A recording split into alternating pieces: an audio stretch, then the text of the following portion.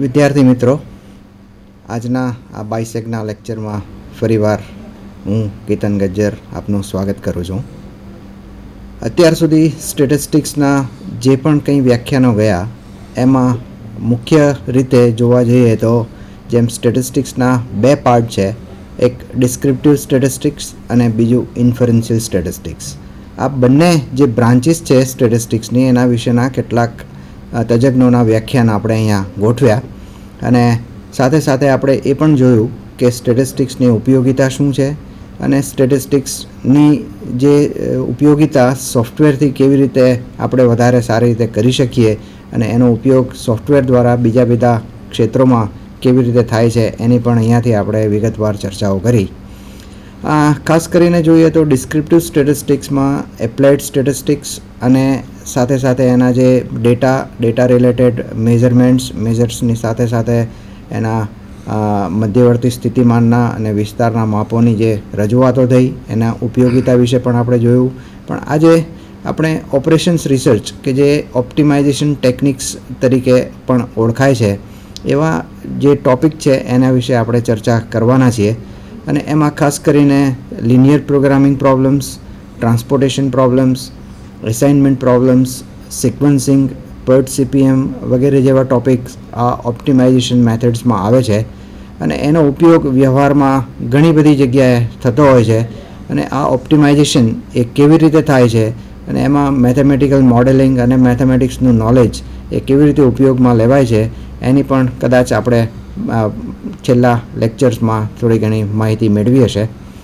એ જ લાઇન પર આજે આપણી સાથે ભાવનગરની સર પીપી ઇન્સ્ટિટ્યૂટના ડૉક્ટર SB શ્રીવાસ્તવ સાહેબ સાથે છે. એમનું હું સ્વાગત કરું છું અહીંયા. અને આપણને આજે એસાઇનમેન્ટ પ્રોબ્લેમ શું છે, એ કેવી રીતે ફોર્મ્યુલેટ થાય છે, એનો ઉપયોગ શું છે અને એને કેવી રીતે મેક્સિમાઇઝ અથવા તો મિનિમાઇઝ થઈ શકે છે એની વિસ્તૃત રીતે પીપીટીથી સમજૂતી આપશે. તો વધુ સમય ન લેતા હું શ્રીવાસ્તવ સાહેબને કહું કે એ આગળનું સેશન હેન્ડલ કરે.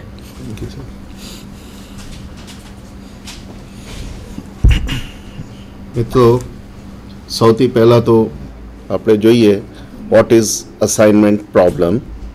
તો assignment problem means problem which gives us a solution, best solution for, means assignment of best person to a job in such a manner that the total assignment cost must be minimum. અહીં આપણે જે કંઈ persons available હોય એને job એ રીતે આપતા હોઈએ છીએ કે આપણને અસાઇનમેન્ટની કોસ્ટ મિનિમમ આવે. એ મેઇન ઓબ્જેક્ટ છે અસાઇનમેન્ટ પ્રોબ્લેમના. તો એ અસાઇનમેન્ટ પ્રોબ્લેમ જે છે એકચ્યુઅલી આ 1855માં હેરોલ્ડ કૂન કરીને મેથેમેટિશિયન હતા, એમને એકચ્યુઅલી ઇન્ટ્રોડ્યુસ કરેલી. અને ડી કોનિક અને એગ્વેરી એ બે જણા જે હંગેરિયન મેથેમેટિશિયન્સ હતા, આગળ જઈને એ લોકોએ એમને આખું ડેવલપ કર્યું જેને હંગેરિયન મેથડ કે હંગેરિયન અલ્ગોરિધમ નામથી આપણે ઓળખીએ છીએ. And it gives us the best solution four solving any assignment problem. So first, what is actually the assignment problem? Let's see. Suppose we have given n resources or n persons or facilities and n activities or jobs or tasks to be performed along with the effectiveness in terms of cost or time or any other involved resources of each resource for each activity. The problem lies in the assigning each resource to one and only one activity so that the given measure of effectiveness is optimized. The data matrix of general assignment model with n persons and n tasks is like this. Here, these resources are, let us consider resources as workers and job as activities. So we have, suppose, W1, W2, Wn, n resources, J1, J2, Jn, Jn, n activities or job to be performed, and cost of performing a job by a person is denoted by Cij as shown in matrix. This CIJ cost matrix, if you observe the demand and supply, demand is 1111 in each below each activity and supply is 1111 for each worker. So actually transport assignment problem is a variation of transportation problem with three characteristics: supply of each resource and demand at each destination is taken to be 1. The cost matrix is a square matrix. જે આપણા transportation problem હોય છે એમાં આપણો cost matrix square matrix હોઈ શકે, ના પણ હોઈ શકે, પણ ત્યાં અસાઇનમેન્ટ પ્રોબ્લેમમાં હંમેશા કોસ્ટ મેટ્રિક્સ સ્ક્વેર મેટ્રિક્સ હોય છે.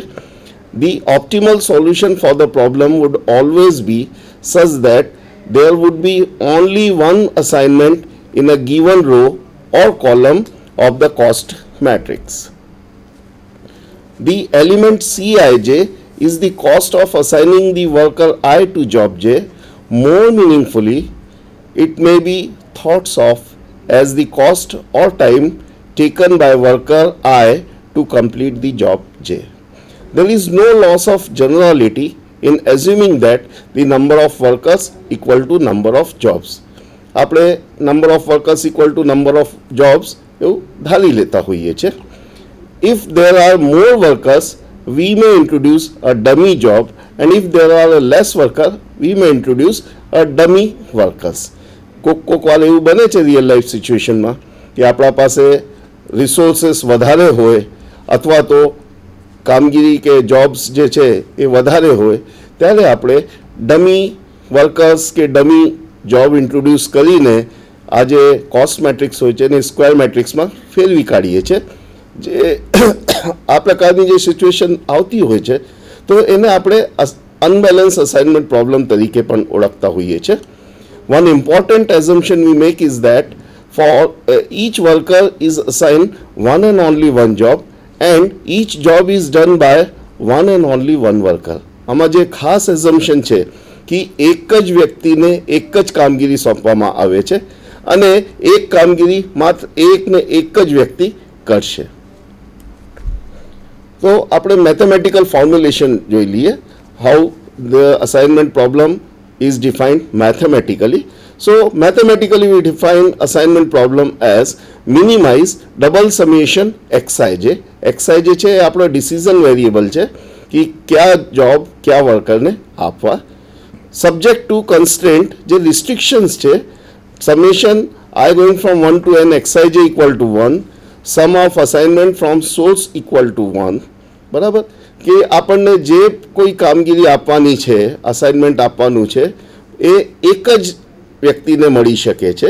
Similarly summation j going from 1 to n xij equal to 1, assignment to destination equal to demand quantity by that destination. જે આપણો ટ્રાન્સપોર્ટેશન પ્રોબ્લેમ હોય છે તો ટ્રાન્સપોર્ટેશન પ્રોબ્લેમમાં ડિમાન્ડ અને હોય છે ડેસ્ટિનેશનમાં અને સપ્લાય ક્વોન્ટિટી હોય છે ઓરિજિન્સમાં. તો ઓરિજિન અને ડેસ્ટિનેશનમાં એક જ યુનિટ આપણા પાસે અસાઇનમેન્ટ પ્રોબ્લેમમાં હોય છે. માટે જે ટ્રાન્સપોર્ટેશન પ્રોબ્લેમનો આપણો મેથેમેટિકલ ફોર્મ્યુલેશન હતું એમાં સિગ્મા એઆઈ આવતા સમેશન એક્સઆઈ જે ઇક્વલ ટુ કે સિગ્મા બીજે આવતા એઆઈ બીજેની જગ્યાએ અહીં આપણને 1 મળે છે. The assignment model is actually a special case of LP model or transportation model in which source and destinations are workers or job. જે આપણે લિનિયર પ્રોગ્રામિંગ પ્રોબ્લેમ કે ટ્રાન્સપોર્ટેશન પ્રોબ્લેમમાં જોયા છે તો એ જ રીતે અસાઇનમેન્ટ પ્રોબ્લેમ પણ મેથેમેટિકલ ફોર્મ્યુલેશન જે જોઈએ so it is looks like linear programming problem or assignment problem where we have only one unit available in destination origin and one unit available in destination, one demand of one unit in destination. અને એટલા માટે એને special case તરીકે ઓળખીએ છીએ. Also from the last assumption we get that availability at each resource equal to 1 and demand at each destination equal to 1. That is xij equal to 1 if worker are I assigned to job j and equal to 0 otherwise. Means જ્યારે આપણે કોઈ પણ વર્કરને કામગીરી સોંપીએ job આપીએ ત્યારે એક્સઆઈજે જે આપણો decision variable છે ફોર્મ્યુલેશનમાં, આ એક્સઆઈજેની કિંમત 1 થઈ જાય છે, અધરવાઇઝ એક્સઆઈજેની કિંમત 0 લઈ લેવાની રહેશે. તો ડિમાન્ડ અને સપ્લાયના જે આપણે ફોર્મ્યુલેશનમાં જોયું 1 1 1 1 એ ઓટોમેટિકલી સેટિસ્ફાય થઈ જાય છે. ધો we can solve the transportation algorithm to solve the assignment model, a special simple algorithm called Hungarian algorithm is used to solve such problem. આ પ્રોબ્લેમને આપણે અસાઇનમેન્ટ પ્રોબ્લેમથી કે લિનિયર પ્રોગ્રામિંગ પ્રોબ્લેમથી પણ મિત્રો સોલ્વ કરી શકીએ, પણ એના માટે ડી કોનિગે જે અલ્ગોરિધમ આપ્યા છે એ હંગેરિયન મેથેમેટિશિયન હતા અને એના નામ પરથી, એના કન્ટ્રીના નામ પરથી જ આ હંગેરિયન મેથડ કે હંગેરિયન અલ્ગોરિધમ આખું ડેવલપ થયેલું છે, જેના ઉપયોગથી આપણે અસાઇનમેન્ટ પ્રોબ્લેમ સોલ્વ કરી શકીએ છીએ. The element CIJ is the cost of assigning the worker I to job J. More meaningfully, it may be thought of the time taken by worker I to complete the job J. There is no loss of generality in assuming that the number of workers equal to number of job. જે CIJ છે, કોઈ પણ વર્કરને કોઈ પણ job આપ્યા હોય તો એ કામગીરી કરવાના, જોબ કરવાના જે કોસ્ટ છે એ CIJ છે અને number of workers equal to number of jobs એ આપણે એઝ્યુમ કરેલું છે, જેથી આપણો મેટ્રિક્સ સ્ક્વેર મેટ્રિક્સ હોય છે અસાઇનમેન્ટ પ્રોબ્લેમમાં. If there are more workers we may introduce dummy job and if there are less worker we may introduce dummy worker. Correct. તો જ્યારે અનબેલેન્સ સિચ્યુએશન આવતી હોય તો અનબેલેન્સ અસાઇનમેન્ટ પ્રોબ્લેમ માટે dummy job કે ડમી વર્કર આપણે introduce કરી શકીએ. One important assumption we make is that each worker is assigned one and only one job, as I have told you earlier. The assignment model is actually a special case of transportation problem, which is a in which sources are worker and destinations are job, and the number of sources equal to number of destinations, જે આપણે જોયું છે. Correct. હવે આપણે આ Hungarian method શું છે એ જરા જોઈ લઈએ. So Hungarian method solves minimisation assignment problem with M workers and M job. આ જે હેંગેરિયન મેથડ છે એ માત્ર બેલેન્સ કોસ્ટ મેટ્રિક્સ માટે, means number of workers equal to number of jobs એવી સિચ્યુએશન હોય અને ઓબ્જેક્ટિવ ફંક્શન મિનિમાઇઝેશન ટાઈપ હોય તો અને તો જ અપ્લાય કરીને આપણે પ્રોબ્લેમને સોલ્વ કરી શકીએ છીએ. એના મતલબ એમ નહીં કે અનબેલેન્સ પ્રોબ્લેમ હોય કે મેક્સિમાઇઝ ટાઈપ ઓબ્જેક્ટિવ ફંક્શન હોય તો આપણે અપ્લાય ન કરી શકીએ. અનબેલેન્સમાં પહેલાં આપણે બેલેન્સ કરવું પડે, ડમી ઓરિજિન કે ડમી ડેસ્ટિનેશન કે dummy worker or dummy job introduce કરીને, અથવા તો મેક્સિમાઇઝેશન ટાઈપ હોય તો જે પ્રોફિટ પે ઓફ મેટ્રિક્સ મેક્સિમાઇઝેશનમાં આગળ જઈને આપણે જોશું એ પ્રોફિટ પે ઓફ મેટ્રિક્સને કોસ્ટ મેટ્રિક્સમાં કન્વર્ટ કરવાનું અને પછી હંગેરિયન મેથડ અપ્લાય કરવાનું હોય છે. કરેક્ટ.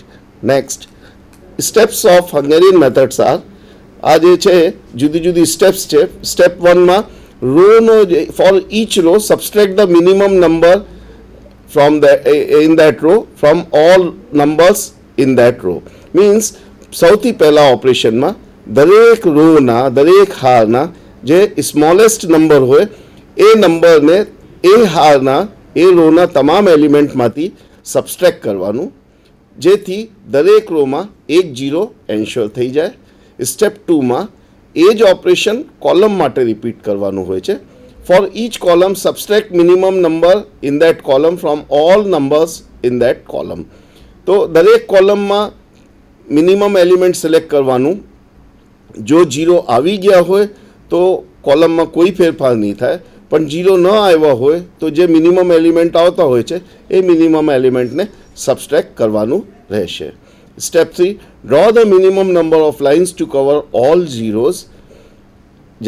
પછી તમામ ઝીરોને કવર કરવા માટે ઓછામાં ઓછી હોરિઝોન્ટલ અને વર્ટિકલ લાઇન ડ્રો કરવાની હોય છે. If this number equal to M, M means આપણને જે પ્રોબ્લેમ લીધું છે એમાં M ઓરિજિન અને M ડેસ્ટિનેશન કે M વર્કર્સ ને M જોબનો બેલેન્સ અસાઇનમેન્ટ પ્રોબ્લેમ લીધું છે. તો જ્યારે number of assignment equal to M થઈ જાય ત્યારે પ્રોસેસ સ્ટોપ કરી દેવાનું છે. એના મતલબ એમ થયું કે જે અસાઇનમેન્ટ છે એ ઓપ્ટિમલ અસાઇનમેન્ટ થઈ જાય છે. Determine the minimum uncovered number, અને જો આવું ન થાય, number of horizontal and vertical line M ન થાય એમ કરતાં ઓછી હોય, if we have less number of horizontal and vertical line, in that case draw the horizontal and vertical line and after that determine the minimum uncovered number, call it u. એ જે minimum uncovered number છે એને you તરીકે આપણે call કરીશું. સબસ્ટ્રેક્ટ you from અનકવર્ડ number, અને જે ઢકાયેલા નથી row horizontal કે વર્ટિકલ લાઇનથી એ તમામ એલિમેન્ટમાંથી આ યુને બાદબાકી કરવાની. Add U to the number covered by two lines, જે હોરિઝોન્ટલ ને વર્ટિકલ લાઇન ઇન્ટરસેક્શન થતી હોય ને મિત્રો, એ જંક્શન પોઈન્ટ ઉપર, ઇન્ટરસેક્શન પોઈન્ટ ઉપર આ યુ ક્વોન્ટિટીને એડ કરવાનું હોય છે. અને remaining covered elements keep as it is. જે number covered by line we have to keep it as it is and then again go to step 3. Step 3માં જઈએ એટલે તરત જ આપણને અસાઇનમેન્ટ મળે. હવે આ એક એક્ઝામ્પલ જોઈએ.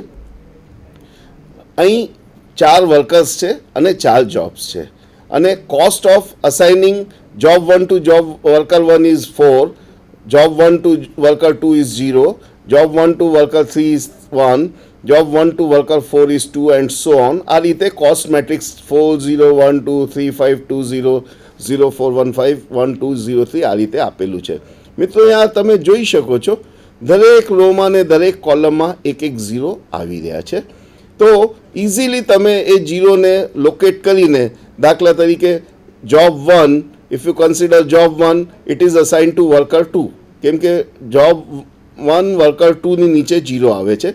એ જ રીતે job 2 worker 4 ની નીચે 0 આવે છે, job 3 worker 1 ની નીચે 0 આવે છે, અને job 4 worker 3 ની નીચે આવે છે. So here the solution is obvious: W1 to J2, W2 to J4, W3 to J1 and W4 to J3, which is the most simple case. એકદમ સિમ્પલ સામાન્ય સિચ્યુએશન છે. We note that in any assignment problem, if constant C subtract